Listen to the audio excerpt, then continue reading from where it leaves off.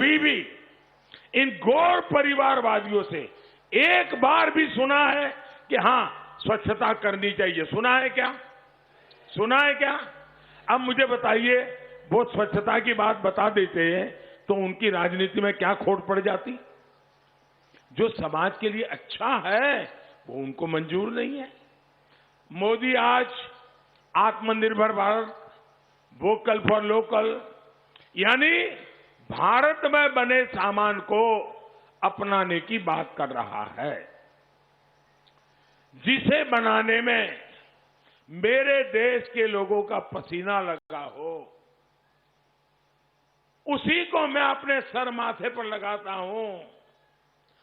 अगर ये बात करता हूं तो भी वो उसका मखौल उड़ाते, मजाक उड़ाते हैं। आप मुझे बताइए भाइयों, बनारसी साड़ियां, उसका मैं गुणगान करूं कि न करूं? उसका गुणगान करूं कि न करूं?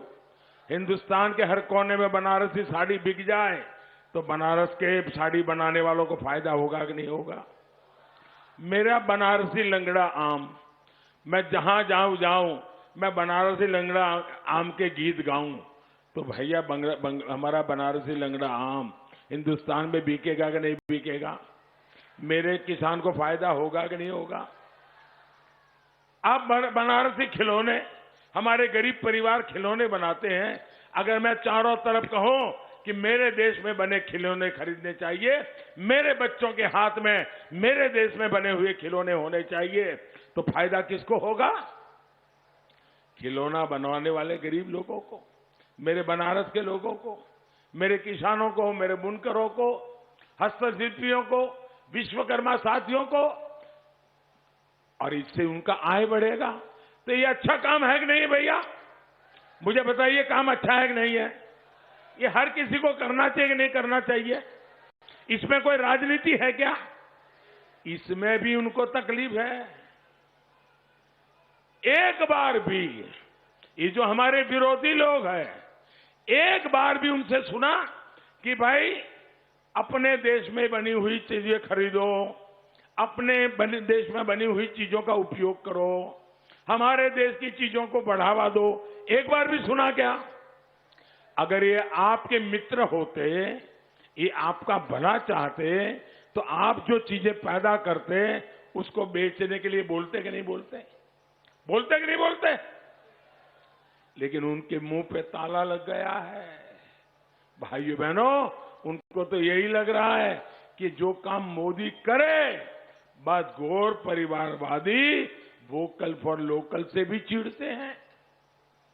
पूरी दुनिया में आज योग और आयुष की धूम मची है, लेकिन ये घोर परिवारवादी योग का नाम लेने से भी बचते हैं, क्योंकि उनको लगता है अगर योग की बात करेंगे, हिंदुस्तान के लोगों की तबीयत ठीक होगी, उनका शरीर फिटनेस अच्छी होगी, तो ये तो मोदी का गीत गाएंगे, मोदी का गौरवगान करेंगे, इसलिए योग का भी विरोध। साथियों, कांग्रेस ने इससे भी आगे खादी, जो कांग्रेस की एक जमाने में पहचान हुआ करती थी, खादी का कुर्ता पहना मतलब लोग उसको नेताजी मानकर उसके घर में चक्कर काटते थे। खादी से जितना राजनीतिक फायदा उठाना चाहिए उन्होंने उठाया। लेकिन भाइयों बहनों, जो लोग खादी को भूल गए, खादी को छोड़ दिया, जो खादी गरीब माताओं बहनों को रोजी देती है, जो खादी गांव के अंदर रोजगार देती है, लेकिन मोदी ने उस खादी को अंतर्राष्ट्रीय ब्रांड बनाने का काम किया, तो उनको खादी बोलने में ही दिक्कत हो रही है।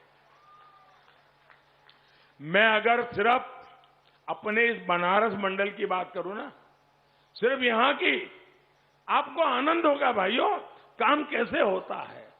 हमारे इस बनारस मंडल की बात करूं तो यहां 5 साल पहले, मैं सिर्फ यहीं की बात कर रहा हूं, 5 साल पहले करीब करीब 90 करोड़ रुपए की खादी की बिक्री होती थी एक साल में, 90 करोड़ की। आज 170 करोड़ रुपए से ज्यादा ये खादी हमारे इस मंडल में बनती है, बिकती है। अब गरीब को रोजगार मिला कि नहीं मिला भाई? गरीब के घर में पैसा गया कि नहीं गया? पूरे देश में ही खादी से जुड़े लोगों की आय बढ़ी है, लेकिन इन गौर परिवारवादियों ने इससे भी अपना मुंह फेर लिया है। भाई और बहनों, इस साल देश ने आजादी के 75 वर्ष पूरे किए हैं। पूरा देश आजादी का अमृत महोत्सव मना रहा है। मुझे बताइए भाई, आपके परिवार में आपके माताजी का जन्मदिन हो, पिताजी का जन्मदिन हो, या बहू का जन्मदिन हो, या बेटे बेटी का जन्मदिन हो, तो घर के सब लोग उस जन्मदिन को खुशी मनाते कि नहीं मनाते हैं? मनाते कि नहीं मनाते हैं? मनाते कि नहीं मनाते हैं? वो पूरे परिवार का उत्सव बन जाता है कि नहीं बन जाता है? अब भारत की आजादी, हमारे आजादी के सेनानियों ने इतना बड़ा त्याग, तपस्या की, बलिदान दिए, उस आजादी को 75 साल हुए। ये सब हिंदुस्तानी को गौरव होना चाहिए कि नहीं होना चाहिए? आजादी के अमृत महोत्सव का गर्व होना चाहिए कि नहीं होना चाहिए? आप हैरान हो जाएंगे, इनका दिल में मोदी के प्रति इतना विरोध भरा पड़ा है कि उनके मुंह से ये आजादी के अमृत महोत्सव का आनंद और भागीदारी करने से भी कतराते हैं। भाइयों बहनों, ये न देश का भला कर सकते हैं, न आपका भला कर सकते हैं। जिनकी सोच इतनी संकीर्ण हो, जिनकी राजनीति इतनी स्वार्थी हो, जो सिर्फ अपनी तिजोरी भरने के लिए जीते हैं, वो गरीब, दलित, पिछड़े परिवारों के हित के बारे में सोच ही नहीं सकते। इसलिए 6 चरणों में इनको यूपी की जनता ने नकारा और अब 7वें चरण में आपको इनका हिसाब पूरा करना है। सबका साथ, सबका विकास भाजपा के लिए सिर्फ एक नारा भर नहीं है, ये हमारा कमिटमेंट है, ये हमारी प्रतिबद्धता है।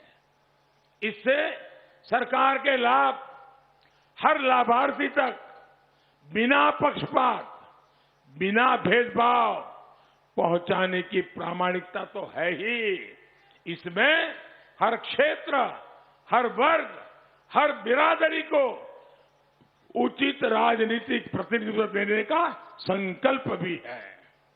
सबका प्रयास से राष्ट्र विकास की ये भावना पार्टी और सरकार दोनों में दिखती है।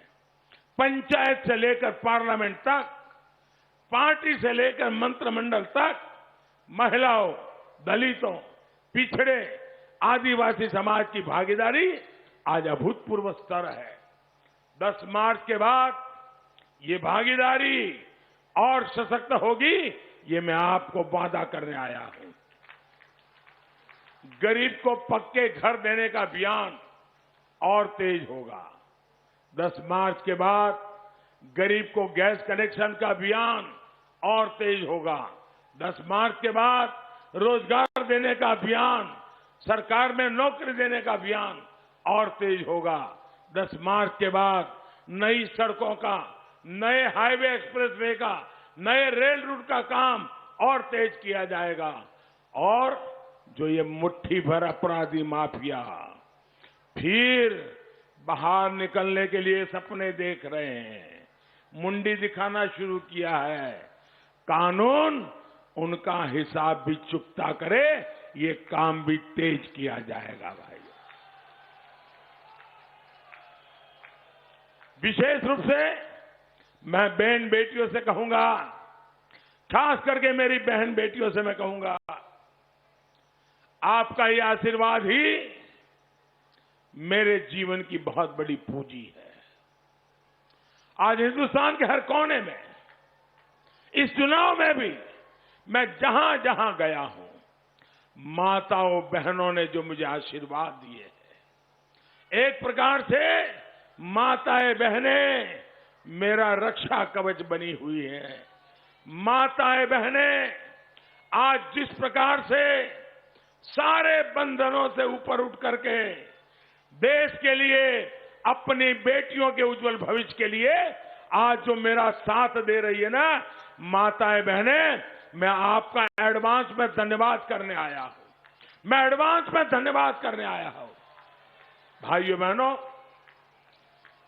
हमारी बहन बेटियों की रक्षा सुरक्षा पहले भी डबल इंजन की सरकार की सर्वोच्च प्राथमिकता थी और आगे भी रहेगी। इसलिए मेरी माताओं बहनों को मैं आग्रह करूंगा, निकल पड़िए। अभी 2 दिन आपके पास है, निकल पड़िए मेरी माताएं बहनें, सारा निर्णय आप करवा दीजिए। देखिए मेरी बहन बेटियों की इज्जत, मेरी मां बहनों की इज्जत, मेरी बहन बेटियों की सुरक्षा, इसके लिए हम पूरी जिंदगी खपा देते कि नहीं खपा देते हैं। और इसलिए माताओं बहनों, आज मैं आपके पास, मैं कल काशी में जनता जनार्दन के दर्शन के लिए निकला था। मेरा सौभाग्य था, मैंने कल वो जो दृश्य देखा है, राजनीतिक रैलियां तो बहुत देखी है, लेकिन जो कल बनारस में जनता जनार्दन के लिए दर्शन के लिए निकला था, बच्चे हो, बूढ़े हो, गरीब हो, अमीर हो, हर कोई जिस प्रकार से आशीर्वाद दे रहा था, भाइयों बहनों, जिंदगी में इससे बड़ी कमाई क्या होती है, इससे बड़ी पुण्याई क्या होती है। और माताएं बहनें, कल मैं कहता हूं रोड शो में मेरी माताएं बहनें जब बढ़ चढ़ करके आई थी, ये बात इस बात का सबूत है कि इस बार उत्तर प्रदेश का भविष्य भी मेरी माताएं बहनें फैसला करने जा रही है। आप सबसे मेरा आग्रह है, आपको, भाजपा को, अपना दल को, निषाद पार्टी को भारी मतों से जिताना है। और भाइयों बहनों, अपना दल के लिए वोट मांगने का मेरा भी हक बनता है।